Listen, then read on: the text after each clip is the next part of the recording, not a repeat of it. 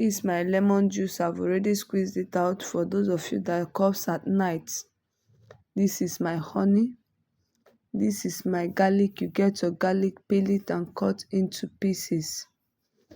Then this is my lemon, but I've squeezed out the juice. So when you drop it, you get this my lemon juice. You can take your garlic and pour inside the lemon juice. After pouring it inside, you get 1 spoon of honey and put inside the lemon, the garlic, and turn them together. This thing helps you at night. At night, you cannot sleep at night because of the cough. Just turn them together, turn it properly.